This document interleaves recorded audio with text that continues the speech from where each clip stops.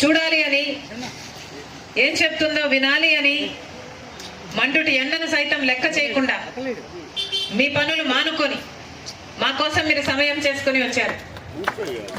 ప్రతి అక్కకు, ప్రతి చెల్లికి, ప్రతి అన్నకు, ప్రతి తమ్ముడికి మీ రాజశేఖర రెడ్డి బిడ్డ శిరస్సు వంచి చేతులు జోడించి మనస్ఫూర్తిగా నమస్కరించుకుంటాం.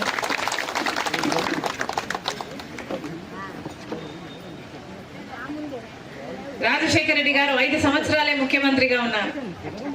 కానీ 5 సంవత్సరాలలో కోట్ల మంది ప్రజల గుండెల్లో స్థానం సంపాదించుకున్న నాయకుడు రాజశేఖర రెడ్డి గారు.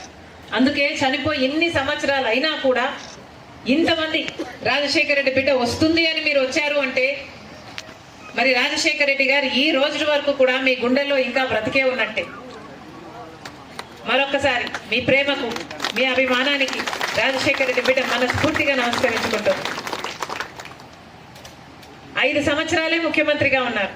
కానీ ఏ పథకం రూపొందించినా రాజశేఖర రెడ్డి గారు ప్రజల కోసం ఆలోచన చేసి రూపొందించాడు.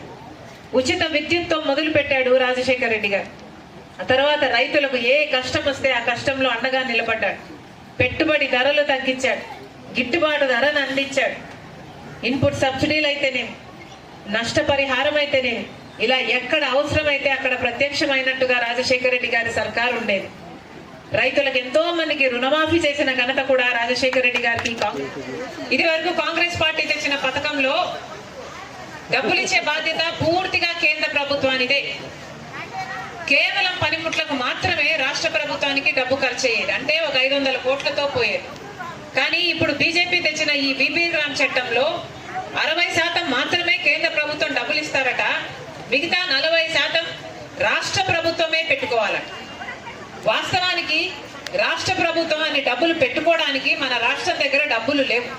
ఎందుకంటే ఇప్పటికే జగన్మోహన్ రెడ్డి గారు, చంద్రబాబు గారు ముఖ్యమంత్రులుగా ఇప్పటికే మన రాష్ట్రం మీద 12 లక్షల అప్పుల కుప్ప పెట్టారు.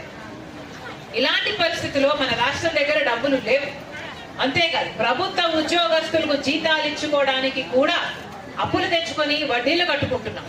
ఇలాంటి పరిస్థితిలో రాష్ట్ర ప్రభుత్వం మీద ఈ ఉపాధి హామీ పని భారం అంటే 40% ఫైనాన్షియల్ బర్డెన్ పడింది అంటే మాటికి చంద్రబాబు గారు దీన్ని పెట్టుకునే స్థితిలో ఉండరు.